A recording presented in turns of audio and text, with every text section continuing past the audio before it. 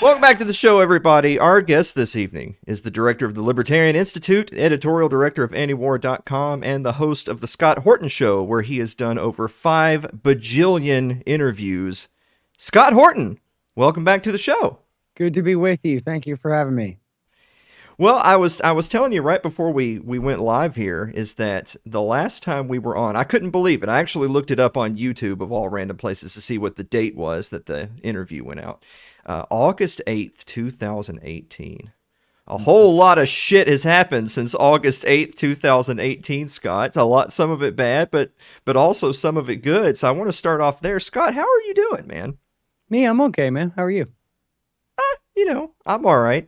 I'm kind of impressed because in those few years now we've got Scott Horton traveling all over the country giving speeches. I'm seeing Scott Horton on TV like every week now or every other week. If I had told you 5 or 10 years ago that Scott Horton was going to be a regular staple on my television, would you have believed me?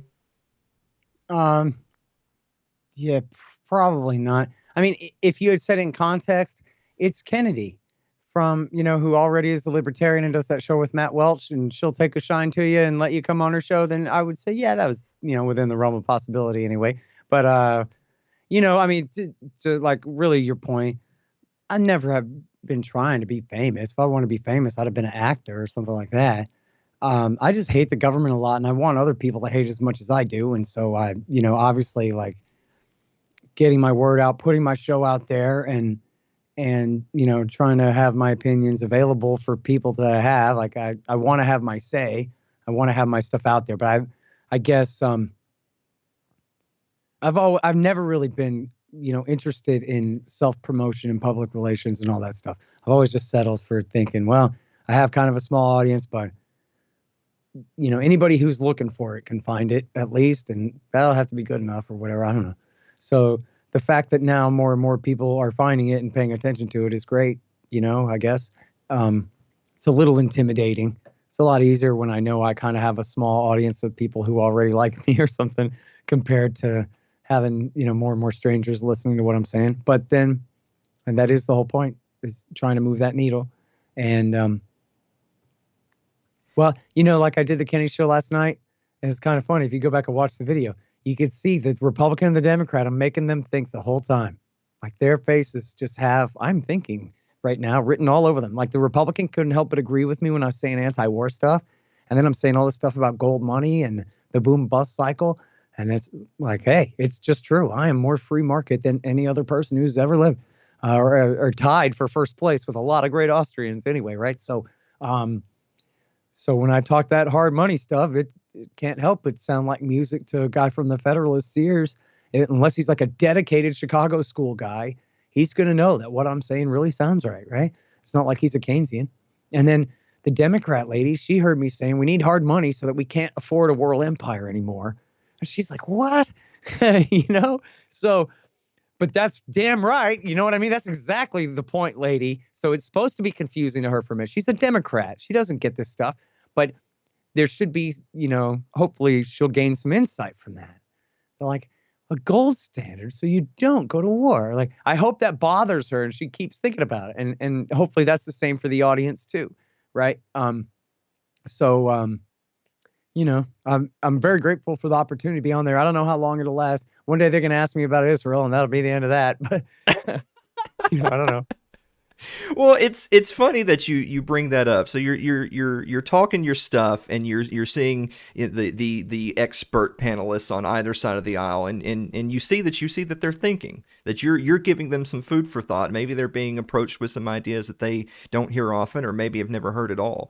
Does that surprise you at all when you meet or talk to people that at least allegedly, according to their own bios, they're allegedly experts in this, that, and the other, and you talk to them about things, and you can tell this person's has never either heard or thought about what I'm talking about right now. Does that come as any shock to you? Well, it's a bummer a lot of times, especially if I'm like saying anti-war things. Like, yeah, the terrible war in Libya led to the terrible war in Mali, and people are like, "Who's Mali?" Ah, you know, Mali is where a bunch of people died gruesome deaths because of Barack Obama and Hillary Clinton. Man, it's terrible. And it's not fair that people don't know about it. You know what I mean? We should have to at least know about it. when our government's responsible for such things. So that is frustrating. At the same time, though, I'm a witness to everything else going on around here too, not just what's going on in Mali, but for example, how corrupt and narrow-minded our media establishment is and what kind of stories they're willing to tell and not tell. And so I know people don't know anything about the war in Mali. TV never did a special on how this is all Hillary Clinton's fault. Not one time ever. And so I know that they don't know. And I know that Democrat lady in the middle, she's never heard of whatever she knows about libertarians is what, I don't know, Pendulette or something. She doesn't know that, like, these are the people who split away from the right over Vietnam. These are people who very sincerely believe in hard money, obviously, one, to prevent the horrible boom bust cycle, but two, in order to limit our government's ability to wage major projects like a foreign empire, which we don't want, and which is, absolutely direct threat to our liberty here at home in so many ways. And so I only hope I can say it clearly enough to confuse her. Right? There's So that later she'll have to think about it more. You know what I mean? And it make sense. Well, Scott, something I've been thinking about a lot lately is, when I do this show, I try not to cover the same topics week in and week out. And it's not because it's not an important topic or that it's something that's ongoing in current events, but it's more that it's just like I get bored. Like this is my plaything, right? And I'm trying to have a good time. So I like to talk about, there's so much to talk about. I like to talk about different things. But then I'm also reminded at the same time but there's always new people though, right? Like there's new followers who they're hearing things for the first time. And so if you move on from a topic and never discuss it ever again, and they show up tomorrow, they may not get the same influence that you did. And so kind of where I'm going with that is that when it comes to influencers, when it comes to people, when it comes to great thinkers and writers and speakers, who are some of the biggest influences on you, specifically that you're afraid that maybe new followers have no idea who they are? Well, I mean, the most important answer there would be Justin Raimondo from antiwar.com. And that's antiwar.com/Justin. And he was, our head writer there from 1999 through 2019. He died of cancer in June of 2019. But in the W. Bush and certainly the early Obama years, if not all the Obama years, he was the most important writer in America, period. In fact, just the other day on the 25th, it was the 20th anniversary of his article, Our Hijacked Foreign Policy. Neoconservatives Take Washington. Baghdad is next. And I was reading antiwar.com 20 years ago and saw that article. This is a year before the invasion. And what exactly is a neoconservative anyway?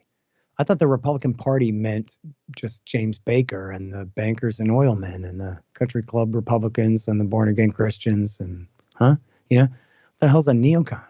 No, it turns out there's this whole faction of Israeli spies inside the Republican Party, essentially, agents of Benjamin Netanyahu's Likud Party, who are, have this mob marriage with Lockheed and the military-industrial complex and are determined to take us to war in Iraq. And, well, I guess people, academics and experts knew who the neoconservatives were. I mean, there were books about them, and they talked about themselves. Norman Podhoretz wrote a book called Neoconservatism, the Autobiography of an Idea, and all these things, right? So to people who are real experts, they knew who they were. But to somebody like me who was actually very interested in politics, I never really heard of them. I knew who Bill Kristol was, but I didn't know that Bill Kristol represented this special and unique faction inside Republican power. And Justin just knew everything about every one of these guys. Joshua Moravchik, I'll tell you his whole life story, right? Drop of a hat. And he just knew all of them and had their number, man, for who they were and what they were doing and how they were doing it. So for the year 2002, especially, it was like, man, it's almost midnight. It's 11:59. And when it turns midnight, refresh, blam, there it is, new Raimondo.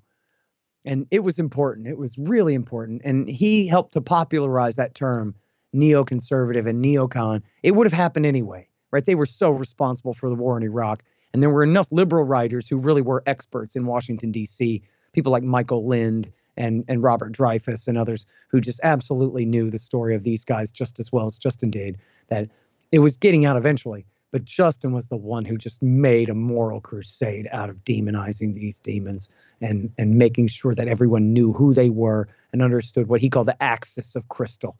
This is not the axis of James Baker and Exxon. This is something different happening now. And then all the way through the war, all the way through Iraq War II, Afghanistan, Somalia, and Syria, and Russiagate. He was getting old and crotchety, and eventually sick during the Trump years. But even then, he was still better than everybody on everything, essentially. Other than there's a few flaws in there, but I would just, if I could really, beseech people to just, the next time it's raining on a Sunday, just get cracking early. Start in 1999 with the War Diary.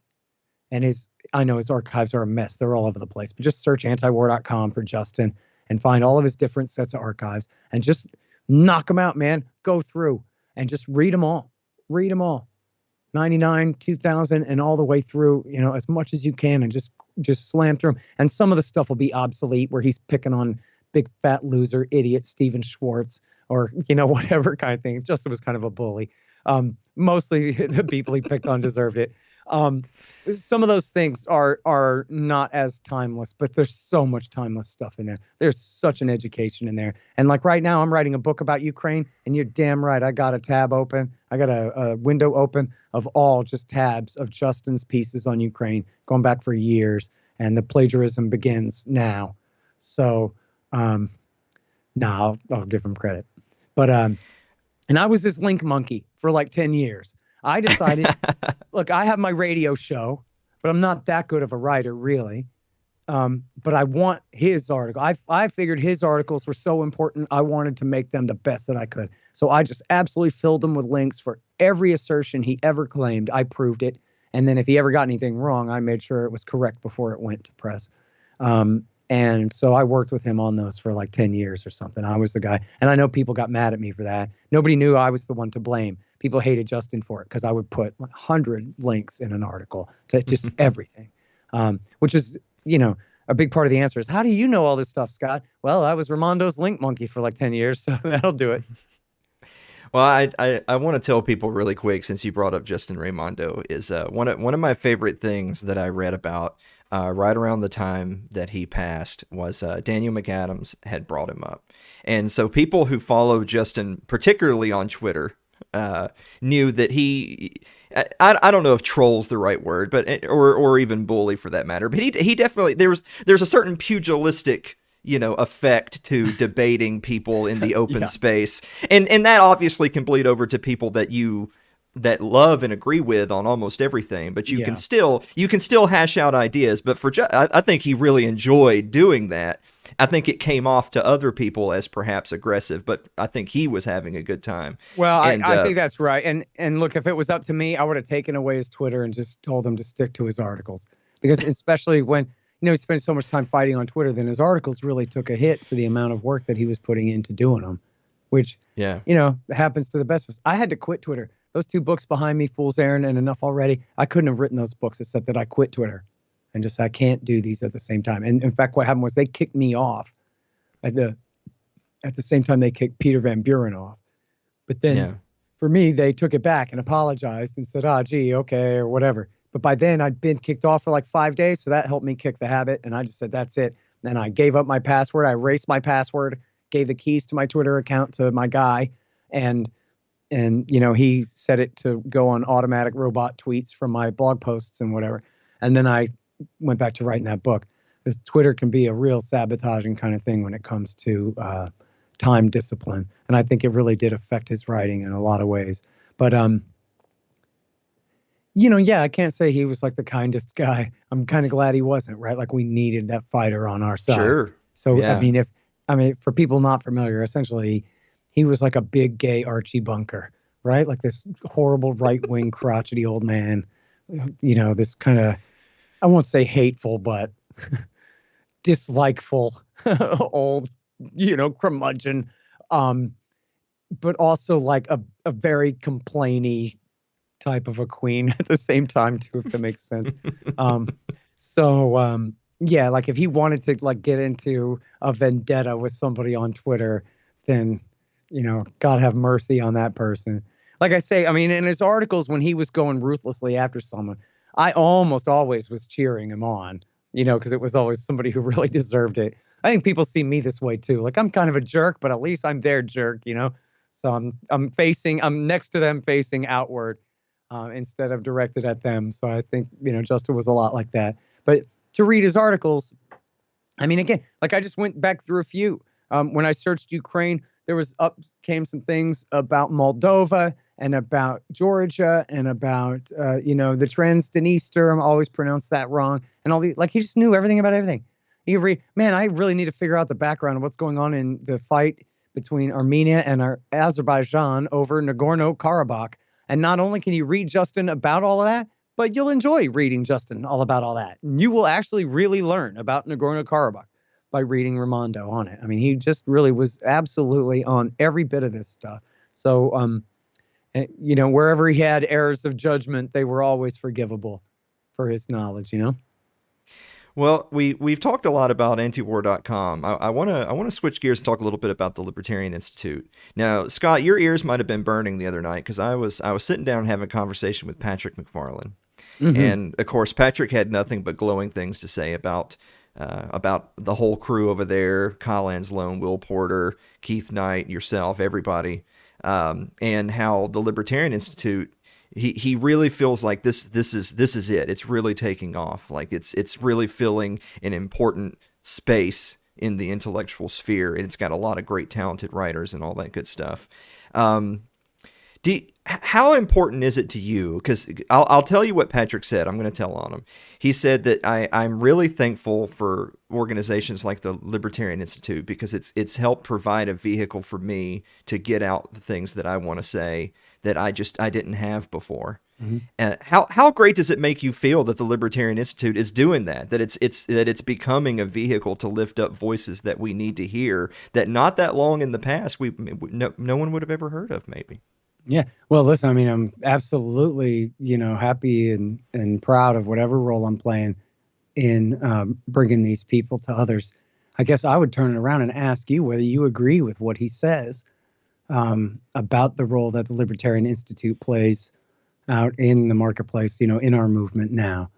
I know that we can never be Cato or Mises, who are, the two giants, but I would like for us to be, at least as important as the Independent Institute and the Future Freedom Foundation and others of the, be like kind of on an equal status with the other, brothers of the libertarian institutions in America. I would never even aspire to achieve what Mises has done over there for the last 40 years. It's absolutely incredible, of course. But I would like very much to hear you say that you agree with Patrick, that you think it's really shaping up the way that we all kind of wanted it to. What do you think? Well, I do, and Scott, I'll tell you something I've said on the program many times, is that far be it for me to wade into the waters of drama from one faction or another. But there are people who have been associated with Cato that are good people that have done good work. And there's people that have been associated with Reason that are good people that have done good work. But for my money, the highest percentage of people who have done the best work, two of the organizations that I personally am fondest of are the Libertarian Institute, antiwar.com, and the 10th Amendment Center. Great. And if it were up to me, I Scott, love those guys too, man. Yeah, if it were up to me, Scott, I would take the millions of dollars that the Beltway organizations get versus the perhaps slightly less than millions of dollars that folks like us get. I would swap those numbers around. If I could wave a magic wand, I would do that in a heartbeat, Scott. Yeah, I appreciate that a lot. And man, that's great company to be mentioned, next to as well. And sorry, I didn't mention them in the first place too. I should. And I consider Michael Bolden and Michael Maharry both to be absolute heroes and great friends of mine. And their efforts to be absolutely, impeccable. Everything that they do is just exceptional and flawless in terms of, their approach to everything. I have no complaints whatsoever about either of those guys in any way or anything they've ever done that I've ever heard of. It's all awesome, every bit of it. And especially no knock against Meharry, but Bolden's got to be the friendliest guy on the east. Guy, I said that wrong. On the West Coast, out there, certainly in Los Angeles. And he's just such a wonderful guy, and such a good guy to hang out with, and fun guy to hang out with. And so I know he's very attractive to a lot of people in the movement for those reasons. You know what I mean? That he's just such a gregarious sort of a fellow. He sets a great example for all of us to follow. Truly. Well, I don't think Mike Maharrey is going to be offended because he tells me all the time that whenever he has to leave his house, that wherever he's going is too peoply, so he'd rather stay home. So I don't think Maharrey's going to deny that characterization at all. By the He's way, great too, man. by the way, I do have recently, as of I think this past November, I started working on a project for the 10th Amendment Center. But full disclosure, I felt that way about them before they started giving me money. Of course. So they're not just buying my opinion. I swear to God. That's great. And thank you for that. Seriously, man, I'm really proud to hear you say that. That's, honestly, when I created the thing, all I wanted was to try to figure out a way to pay Will Grigg a salary, because here the poor guy's just. And I was pretty much the same boat. Antiwar.com pays me very, very little. So, here we're both kind of always holding fundraisers and we kind of look like bums. I'm going, but that's really not right. But what we obviously, and I wish I thought of this a lot earlier, was let's make a nonprofit. And then obviously we make salaries from the nonprofit, but we'll just raise money for the nonprofit. And then we won't look like losers begging so much as guys who are trying to create a new little institute here and see what we can do out of it.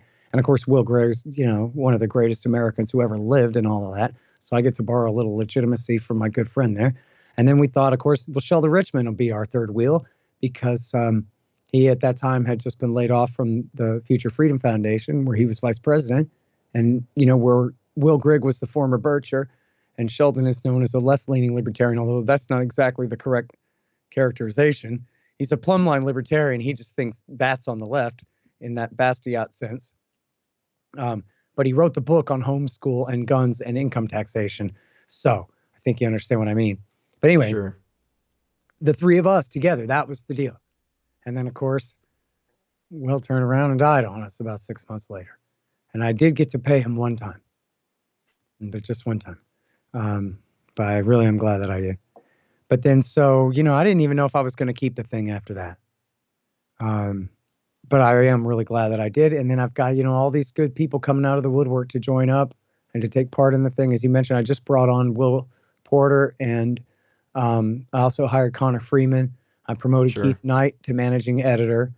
He's one of the most dedicated anarcho-capitalist libertarians in the society. And unlike me, he's not just obsessed with foreign policy, right? He has all these other interests as well. And of course, we've got the great Kyle Anzalone, who's just killing it. Him and Will Porter, especially writing up all these news stories every day. And we have, Lori Calhoun and Kim Robinson and Jim Bovard and all these great in-house writers who, I admit I should be writing an article at least like once a month or something. And I'm just so swamped. It's very hard for me to find time to do that. I really just got to make time, like in the schedule, to force myself to do it. But they're picking up the slack for me there. And I am directing the thing for my director chair here, trying to keep it all together. Hunter DeRensis, of course, is our great editor. And I am real proud of the thing. And I don't know what to say. It's nice that people appreciate what we're doing and respect what we're doing. And, well, and feel like supporting it and that kind of thing. It's a humbling kind of deal, Well, I really mean it when I say it. I really do, because it's, for someone like myself who does this program, and we only do the one big full production episode once a week, and we just recently had our episode 200 something. You actually recorded a little spot for us for episode 100. Now we've already passed episode 200. But whether it's the show, whether it's the stuff I write, whether it's other appearances I make, I'm in the same boat as a lot of people, which is I would love to do this. Like this be what I do. I would love to do this full time, and all I ever did was run my mouth and write with my keyboard and make people upset. That's what I would love to do. But the fact that you, and even if it's just in small ways, that you're helping to provide that vehicle for the real libertarians. It's something I've said that I've taken flack for in the past, is that There's a lot of folks out there, and I'm not going to name any names, but there's a lot of folks out there that are perhaps they're a little maybe they're younger than us, maybe they're social media mavens that are really good at self marketing. I'm terrible at that. I don't know about you. I'm terrible at just talking about myself, which is why I get to talk to you and make you talk about yourself. But that's never been an interest of mine. But there's a lot of people out there that basically all they do is just shout empty platitudes. It's everything is taxation is theft, and that's about as deep as their intellectual underpinning goes. But thankfully to them, we have folks like everyone at antiwar.com, at the Libertarian Institute, at Mises, at TAC, that are providing that base on which everyone else stands. And so I don't even have a question there, just to say bravo. I feel like a lot of people give you cheers, Scott, for the things you say, specifically as it pertains to foreign policy. But for someone who's a content creator who's in this space, it's not just being right on foreign policy. It's really providing the foundation for a lot of the rest of us to have a voice. Cool, man. Well, thanks very much for saying that, Alan. I really appreciate that a lot, dude. Well, to switch gears here before we run out of time, I've got an interesting question for you. Stay with me. This is going to be a hypothetical question. All right. If we wake up tomorrow and world peace has been achieved forever, yeah, what's next for Scott Horton? Oh, well, I just quit antiwar.com, have my job, and then I just run my institute. There's plenty of government here to oppose. My priority, of course, would be, the central banking and the militarized police state, the federalization of police and militarization of police, and all of the, repealing every bit of the national security state back to 1946 or 1939 would be better. Decentralizing power back to the 50 states as much as possible, and explain to people the same hook that eventually, got you and got me and the rest of us, is that liberty really works best. And, it sounds kind of crazy at first, just let everybody run wild, what might happen? But the reality is that what'll happen is a harmony of interests will break out, and it'll be fine. And you really don't need to have a bunch of bosses and control everybody else. We could just be free and be happy and not have to be dissatisfied and having to have something to fight about all the time. We could just be prosperous and free. There's this episode of The Family Guy. Sorry, I'm redundant. I've said this before probably, but I like it. There's this episode of The Family Guy where the baby and the dog, it's like the parody of the TV show Sliders, where they have a portal and they can go from dimension to dimension where everything's different, right? So they go to a dimension where everything is like Disney cartoons. But then Walt Disney's an anti-Semite and he goes after Mort the Jew, and they have to oh no, and get the hell out of there. So then they go to a dimension where the dogs are the masters and the humans are their pets and have to do whatever they say, right? Then they go to another dimension where everything is super spotless clean, like the Jetsons. And there's flying cars everywhere, and you can tell there's like 100 billion trillion gazillion dollars worth of capital investment has been saved up to make Earth into this super techno modern Art Deco paradise type thing, like some guy's imagination, right? So then in the show, the dog explains to the baby that in this dimension, there never was religion. And so you didn't have the last 2,000 years of war. And so all that money went to building up humanity instead. And I thought, oh man, close to the mark, but missed it, right? Because religion is always just cover for war. Give me a break, dude. These are all theocrats are politicians first and holy men second, okay? That's not the rub. But what would have made a really great joke there, since war has always been a part of the human condition and all of these things, religion aside, what would have been the best punchline there would have been to say, in this dimension, Woodrow Wilson never got us into World War I, right? Just 100 years ago, at that time, less than 100 years ago. If he hadn't done that, then there never would have been a Soviet Union. There never would have been a Nazi Germany. There never would have been a British world empire in the Middle East. There never would have been the World War II or the American world empire against communism to contain it, or the American world, terror war in the Middle East. and world empire in Europe and Asia as it exists today. And instead, all that money for the last 100 years could have gone into building up this wonderful society. Because really, and obviously it wasn't funny when I just said it, but if they had made that the punchline, that this is just 100 years worth of savings if we hadn't have blown it all on war. And if the Americans had just believed what they said about liberty and justice for everybody and acted like it, that this is what the world could have looked like by now. And I think that really is right. People cite the Bible, say the poor will always be with us. Well, but not if we have like 50 gazillion trillion dollars worth of built up capital investment in our global society, such as it is, in our many different societies on this globe, such as they are. That's enough to make sure everybody's fed without any central plan.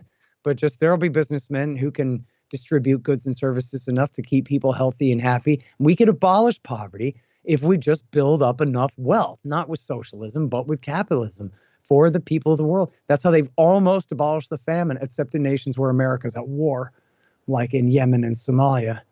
But otherwise, capitalism has abolished famine from the face of the earth. And in another 100 years or less, even, it could abolish poverty if we would just knock off all the statism and all of the militarism. It's just so unnecessary. And so, like, forget utopia, but we could just live in a much better world. It doesn't have to be this way. Well, Scott, let's end on a positive note. I know that things are looking a little dicey in Eastern Europe right now, and we're all cowering underneath our desks to make sure that we're not killed in a nuclear strike. However, what is one area that you are particularly optimistic in right now? Well, we are out of Afghanistan, and we're not going back. I know Biden had said, well, we're going to keep an over the horizon strike capability. And you may see a very, very small amount of that somehow. I don't know. But essentially, Afghanistan is just not accessible. And frankly, the Taliban have no interest in harboring al-Qaeda terrorists who want to attack the United States whatsoever. After all that they've been through, and now to have all their power back again, I don't think that that's a real risk. I think that's one that you really can finally cross off the list. But my man, we still got troops in Iraq and Syria. Our government is waging an absolute genocide in cooperation with the Saudis and the United Arab Emirates and al-Qaeda in Yemen right now. And their war against al-Shabaab in Somalia likewise is leading now to the third major famine in Somalia, because the weather is bad, but the war means that they can't compensate for the bad weather, man. That's what it is. And so they lay down and die. Little kids. It was 250,000 dead by 2013 from the war in Somalia, the war-induced famine in Somalia. But that was 10 years ago almost. And there was another famine in 2017, and now another one kicking in here. It ain't right. People got to get their head around, the terror wars are not over. Our government's still at war across the Middle East. And I'm sorry, I know you wanted me to say something nice. We're out of Afghanistan. Yeah, I was going to say it started off pretty good, and then it trailed off there towards the end. I'm trying to think of no, I don't know. The poor Okinawans, we're never leaving. I don't know what to tell you. Well, Scott, I know it's fundraising season. Where can people go to support you in the Libertarian Institute? Well, thank you for asking that, especially. That's libertarianinstitute.org/donate. And we run a very tight ship there. Help me pay my guys. It ain't very much, but it's enough to keep them coming back and putting out this great work.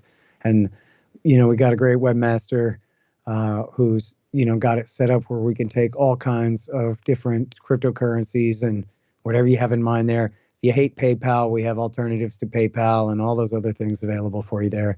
It's all at libertarianinstitute.org/donate. And thank you very kindly. Scott, and you'll get books and all kinds of cool stuff as kickbacks too, I meant to say. I know that for a fact. I've got a couple in my closet, so I know that this man's telling the truth. Very good. Scott, I really appreciate your time today. We have to do this more often than once every 3.5 years, I think. I'm happy to do it anytime. Thank you so much, Alan. Scott, we're going to get you out of here on this one, and we're going to go to our final commercial break. If you have two lasagnas and you if you have two lasagnas and you stack one lasagna on top of the other, is it still two lasagnas, or has it now just become one lasagna? No, it's clearly one lasagna now. Just A very highly stacked one. That is the correct answer. Scott, that's how we know you're a real libertarian. You got that question right. I'm not going to name anyone who got it wrong, like Jeff Deist. I'm not going to name anyone who got that question wrong. You got it right. Scott, thanks so much, buddy. Thanks for everything you do, but especially thanks for wasting a half hour with me. I had a great time. Thank you, sir.